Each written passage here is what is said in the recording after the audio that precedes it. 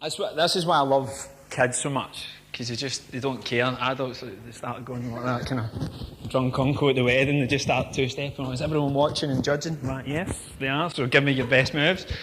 That song's got a bit of significance for me.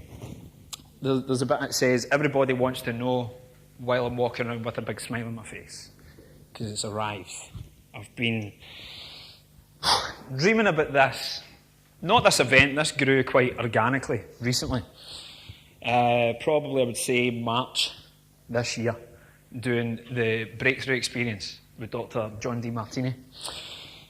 And he called me on my bullshit, basically. He said, you've got no patience for people that are stuck in the past that keep reiterating the same story.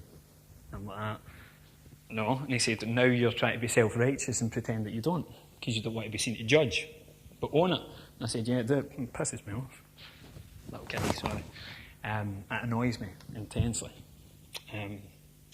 Because we've all got the tools to make this life as wonderful as we like. He said, you're not any better. I said, no, I know that. And he said, yeah, but let me make it more tangible. There in the past, you're away over here in the future. You're that guy. You're the guy that talks, that's big dream and blah, blah, blah. I said, you're Martin Luther King without actually doing anything about it. You had the dream and you never shut up talking about it, but you never actually implemented it. He said, so you're no different. He says, what both people need to do is come into the present moment and see that you've got the tools to do every single thing that you've ever dreamed of and more. He said, but if you're stuck in this position away over here, you're squashing it. You're trying to control it. You're attached to the outcome. And what you need to do is start with what you know and let what you know grow. So if there's any guys in here that have seen the film White Men Can't Jump, and Wesley Snipes, there's a scene he cracks up with Woody Harrelson. He said, that's the problem with you white boys. He said, he's listening to Jimi Hendrix, I think it is. He said, you listen to Jimmy, but you don't hear him. But John Demartini had said that to me. I've listened to him saying, start with what you know and let what you know grow for years. That was the first time I heard it. Just boom, smack right in the face. I thought, right, what do I really, really want from my life? Why am I here? Why do I exist? And why should anyone care? So what I want to do is to connect families to true health and wellness. And the vision I've got for that is an online curriculum for families to homeschool their kids with direct directories of social clubs and sporting groups and things like that, where the system that robs these kids of creativity and belief and doing what they love, for the most part, not all of it, but for the most part, this is the curriculum and this is how you think. And I've been a kid that's been in that system, and I've been a teacher that's been in that system, and I don't agree with it. See, kids at 6, up until they're 6 and 7 years old, they operate in their own little virtual reality world. Science backs this. They go between delta and theta brainwaves. So they're literally in make-believe land in our reality. Okay? But we are in high-level beta. Like me just now. All of a sudden, it became very real that I'm talking about this stuff. Take a big breath. And we get very stressed. And we run around trying to fit into someone else's reality rather than our own. So this is what I know, and hopefully over the next 2 days I'm going to let it grow. Who's with me? Yeah. Thank you. Right. So, energy flows where attention goes, and I believe if every kid was taught mindfulness and meditation, it'd be a far better world than what we lived in just now. As adults, it's hard for us to go back to that. But I'm going to start with a funny story, and I would like you to turn your attention to this little sneaky guy in the corner here. And put your finger up, wave it from side to side, and tut at him if you can. But then also give him a smile, because I'm glad that he did this. Yesterday I was tested beyond belief, okay? 4 weeks ago, I was leaving this building here, and I burst a tyre at the top of the road on a drain. trying to switch lanes because I was in a rush. Self-imposed rush. Tyre blew, and yeah, it was bang on 5 o'clock on a Friday. Everywhere's shut. No one's answering the phone. My wife is not impressed. She's wanting to get home. And I was like, right, Universe, what are you showing me, big man? Come on, what do I need to do here? Boom, a tow truck comes round the corner. I was like, oh, winner, chicken dinner, he's listening. Game on. So then this little guy started speaking, but my instinct, my intuition was, he sees me coming, and he's going to fleece me a little bit here. I could see it. I was like, you know what, I just want home. It doesn't matter. 4 weeks later, I still don't have a car. It's the most expensive flat tyre I've ever had. But Zoran, who's coming in later on today to talk about bioresonance, he said, we'll give you a loan of our car. So Sam drove in 4 days ago, with an Audi TT.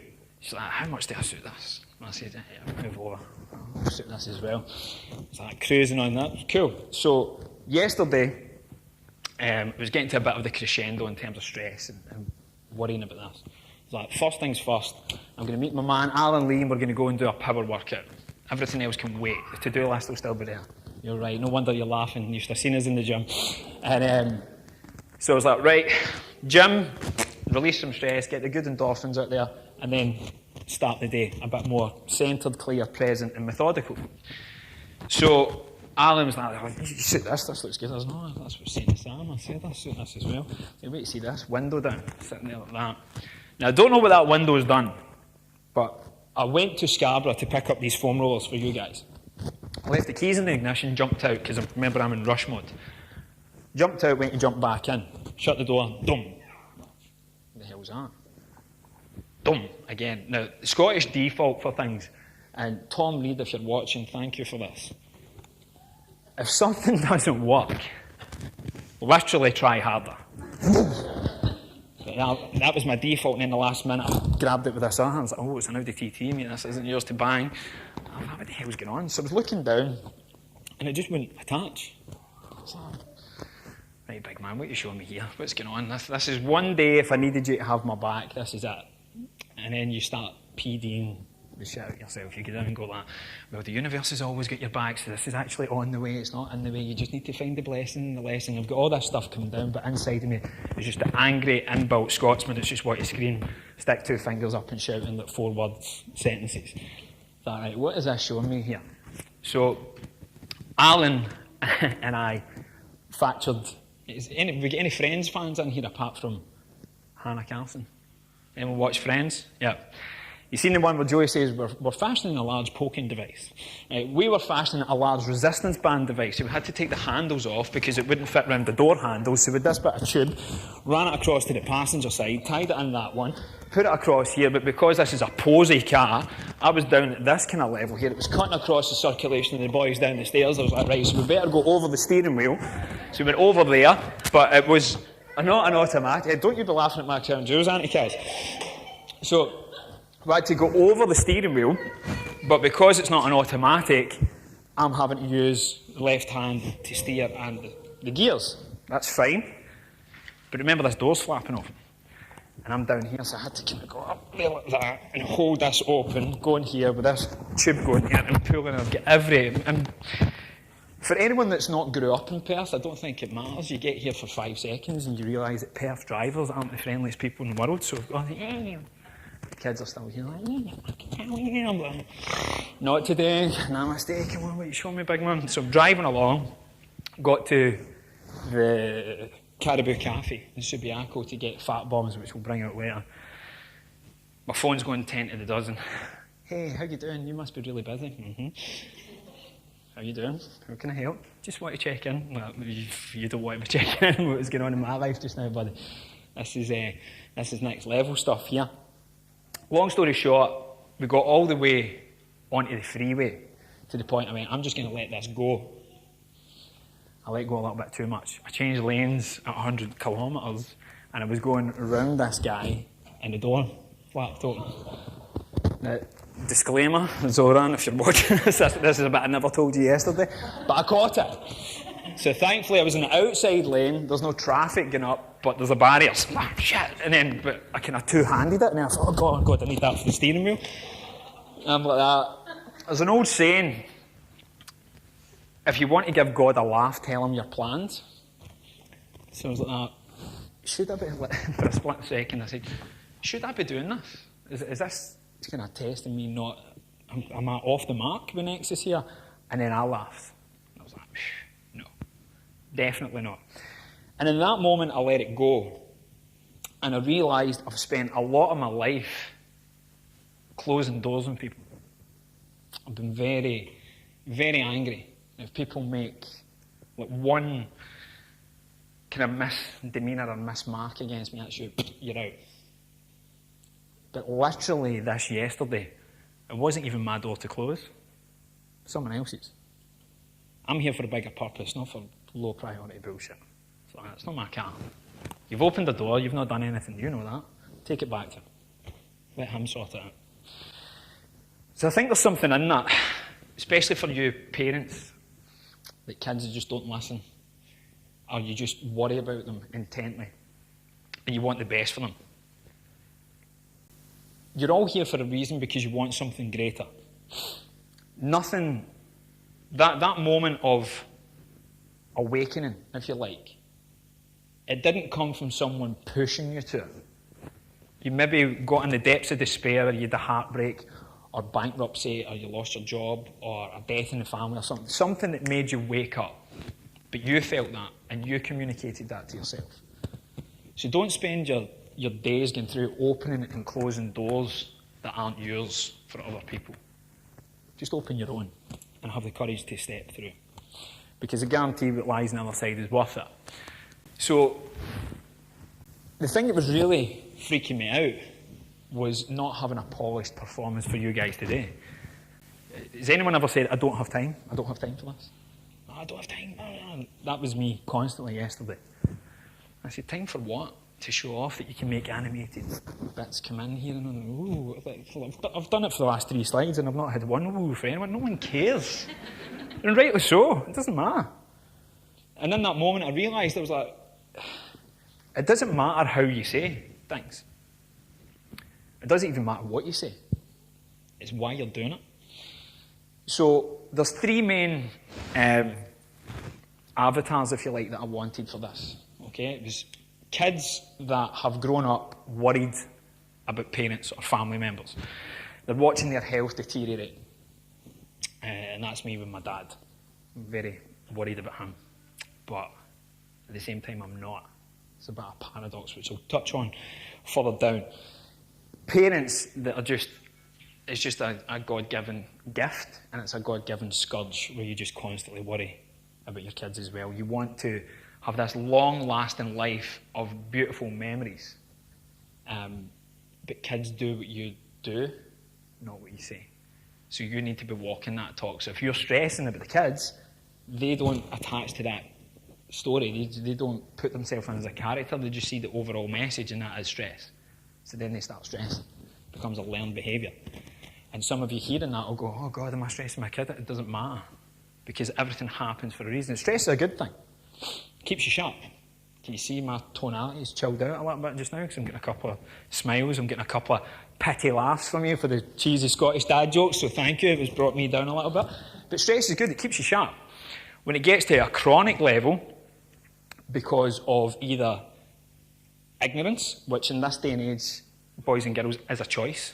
We don't have phones anymore. They're called they're smartphones. They're not even standard phones anymore. It's just we're the dummies that use it to go and look at cats and cucumbers rather than stuff that's actually going to help us make a difference in our life. So the knowledge is there, but it's not enough if it doesn't spark something inside you. Okay, like plumbing, and my nickname's Sparky. No one really knows me as that here. No one knows me as Mark back home, apart from my mum if I was in trouble, or if it was a Sunday and we were going to church. You have Sparky by name, but it's definitely not Sparky by nature. Give me a plug, I'm like, I buy a vowel. Sam, as you sort this here. But if it's not blue tack or sellotape, I'm out. And the car just kind of typified that yesterday. All these people talking about cylinders and bolts and nuts and that kind of polite face that you get. Not got a clue. But I don't want to. My talents lie in other areas. If I'm opening that door and trying to step into someone else's room, I'm forgetting mine. So that's what was shown me yesterday. So knowledge is not enough. We need to implement it, but it needs to be in alignment with what lights you up inside. Your values, which we'll talk about in real depth throughout the course of the weekend.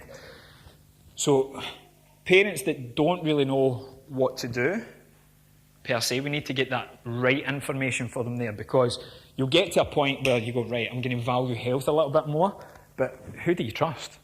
You read one thing here about, I'm going to try and not be judgmental here or pre-frame things. Has anyone seen the documentary What the Health? No? Thank God. A couple of people? Right. You want to replace the last word of the title with something that rhymes with duck. The intent is there, but for the most part, it's completely it's a prerequisite opinion based on the guy's emotional experience. There's a lot that is just pseudoscience, and a lot of it is dated science, which is why we've got Mr. Damon Porter coming in here to double barrel some of that and give you the truth. This is the first section here. It's called Walking Your Truth. So, yeah, what the hell? You just be careful out there. If you get someone's opinion, that's what you're going to get. And we ask for it every day when we have conversations with people. It's just a constant Google search. What do you think about this? And they'll tell you what they think about it, and you go, I don't know. We don't want people's opinions. We want them to validate our own, for the most part, when we ask a question. What do you think about this? And then if they say something, you can go, you weren't listening to the question here. No, they were. The answer true to them, you just didn't like it because it didn't marry your truth. So if you know your truth, why are you asking someone in the first place? Why are you opening a door to step in there? Why not just be comfy in your own room? So be aware of that. Always seek 2 or 3 opinions and research someone that is a specialist in their field.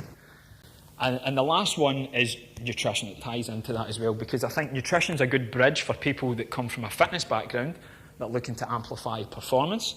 They go, all of a sudden, they move the body, but they go, right, what's moving in the inside? How can I make that move this even better? And then the people that maybe come from a wellness point of view, or they want to just have that soul connection with their food and their plate, and they want to elevate their consciousness a little bit. Nutrition's a good baseline to then take that up a notch. So I like that. We can go up, down, or stay within. We can do it for wellness, performance, or just elevated soul food, which my wife is very good at. But yeah, yesterday, the police appeared, but I believe that was a mirror. And I manifested that. I was driving along and I was turning on, do you know, like Joe Pesci in Home Alone, where it just doesn't make any sense, and you're actually, that was me, driving along, hating the world and all that. And I bet you the police pull me here.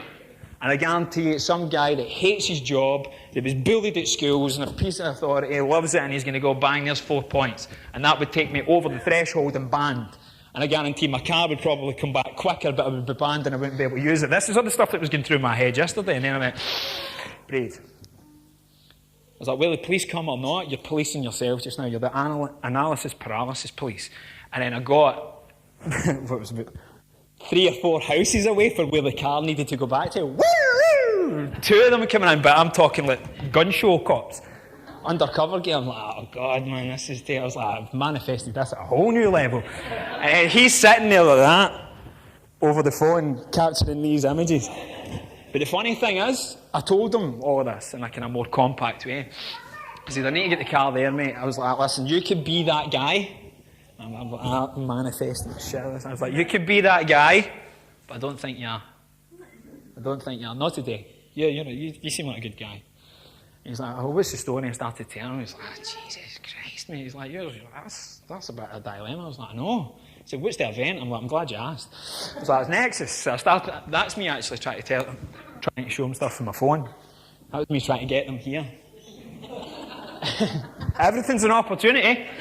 Everything's an opportunity, but the guys are working because they're looking for someone that's raided an Audi dealership and stole an Audi TT. She's like, I'm not going to be able to make it. I was like, that's all right, mate. That's a good reason. We'll let you off. So be aware of that. That's a good it's a good quote. Teddy Roosevelt, comparison is the thief of joy. You don't compare yourself to someone else, don't compare yourself to your future self, and don't compare yourself to your past self. Just be present now. It's a kind of generic quote that pops up, but presence is called the present moment for a reason, because it's a gift. So enjoy it. I was just being a control freak. Ego was kicking in, it was getting into overdrive. Who's got an ego? All you people that didn't put your hand up, you've got the biggest egos in this place, right? That's what it stands for. Everybody's got one. That's what it stands for. Also stands for edge God out. It's when you get too stuck in your head and you try and take over. I've got this, and he goes, no, you've not. By the way, there's your card holder not working. What have you got now? So, let it go. Trust in the process. That was me. I was like, what am I stressing for? What am I actually stressing for? I've no time. No time for what? Time always goes on. Speed kills, but you get there faster. Where? We're always in a rush. Where are we trying to go? Anyone rush in here? One person? 2, 3? Yeah, we're heating up. 4? A little one. I rush. I'm not in a rush to put my hand up though, because I get moving. That's cool. It gets you there faster. Where? We don't know where we want to be going. We don't know why we want to get there. We're just so socially conditioned that everything's in a rush. Life is this linear A to B thing. For anyone that follows me, you've heard me use this example before. If A is birth and B is death, do you really want to get in a straight line? We get taught that at school. Fastest distance between 2 points is a straight line. So if you're trying to live your life like that, in a rush, checkout time. You'd be talking to the big man upstairs, go, well, what did I do wrong? I just gave you what you asked for, buddy. You didn't want to be here. You were trying to complete the game as quick as you could. Up you come. If you look at the ECG, there's ups and there's downs. Humans, we don't want below the line. But it's below the line that at some point in your life that's brought you into this room here today. In that line, you have clarity, you have awakening. You find your resilience, your resourcefulness, your truth, your honesty. It doesn't define your character, but it will awaken it. So, busy's not a badge of honour, guys. It's BS. That's kind of how life goes. And don't worry, like sometimes, this is what my dad's kind of taught me here. If the other person is happy, they've won the game. Because what you're worrying about is based on your lens, your perspective, it's your values. That doesn't always resonate with the person that you're worrying about. They've got their own set of values. If you're in an intimate relationship or a family dynamic, there's usually a lot of crossover in values, so you've got points in common. That's what you say, we've got things in common. It's not that you've both got brown eyes, or you've both got toes, with fingers and eyes. It's nothing to do with that. It's the fact that you both love the same things. But we give that up. Mothers become mothers. Right, forget all that stuff. Yoga, dancing, going to see the girls, blah, blah, it's all about this little thing here. But energetically, they pick that up. I've had this conversation with my mum countless times. You understand when you're a parent. I said, what, unconditional love? You've been teaching me that for -9 months in 34 and a bit years. So I felt that as soon as you and my dad did some naughty stuff. I felt the connection, I felt the love. So, sometimes emergency is just the emergence of your why. Sometimes when you're in those dark spots is when you really figure out why you're here. And I'll share with you a couple of ones I've done. Cluedo, has anyone played that when they were younger? Right. Who was it? Where was it? What did they use? How did they do it? Why is the question not, why is that guy killed? No one asks why. What, where, how, when? No one asks why. So we're not playing a game we love about a poor guy that's been killed and we don't know why. You're playing Cluedo every single day in your life if you don't know why you're here. You're killing yourself. Now, I'm not saying that I'm going to show you exactly what that is, but hopefully through the 2 days, the speakers that we have here, something will resonate. We don't want to have analysis paralysis. We don't want you with 18 speakers going, oh, what did that guy say? Because that's just overwhelmed. The one person that you felt here is who I would encourage you to speak to after. because that's your values. That's lighting up your heart like a Christmas tree. That's what you really wanted to hear. All right? So, love this quote just very quickly, so no, I need to get my number one lady up here. But I love that one from J.K. Rowling. So don't worry about being below the line, guys. Don't worry if you're here and you've got social anxiety or you've got some health stuff going on. There's no judgment. This is a very safe space. Is she successful? Yeah. Rock bottom became the solid foundation in which I rebuilt my life. We hear it all the time. Solid as a rock. So if you're at rock bottom, don't worry. You're not going any. Yeah, the only way is up, as Jazz famously sang. And that hit me yesterday. I'm a football man. And I love that quote for Zinedine Zidane. That was a reality check yesterday. So I was running about, stressed about all this stuff. And he said, I once cried because I had no shoes to play football with my friends, but one day I saw a man who had no feet and I realised how lucky I actually am. So, what we're trying to do today is get you to operate from a place of love for self instead of being paralysed by fear. And we're going to cover the 7 areas of life that I believe are health, purpose, play, love, the environment, personal development and finances. We're going to cover the vast majority of that here. Environment, not so much. People, you've not been in this room before, that would be a little environmental change, but we all like going holidays and travel and things like that. But just being in different environments and energetic fields with other people, other beings. And we'll cover that as much as we can. What we're going to do here, this is both my companies, so we rebalance stress for success. We do that through 3 pillars, performance, play and pain-free. So we get you results, we give you a laugh and we make sure you don't hurt yourself. We do that through primary, secondary foods of life and exercise. Exercise is the last thing that we actually touch on. And we'll go through this through the course of the day. In my own company, so you want to just check and see if I'm a football man. Using health as a recipe for success. Okay? So, in terms of values, I'm going to talk about this in more depth later on, but you are here. It's a default value. Your health brought you to this room. Value it more.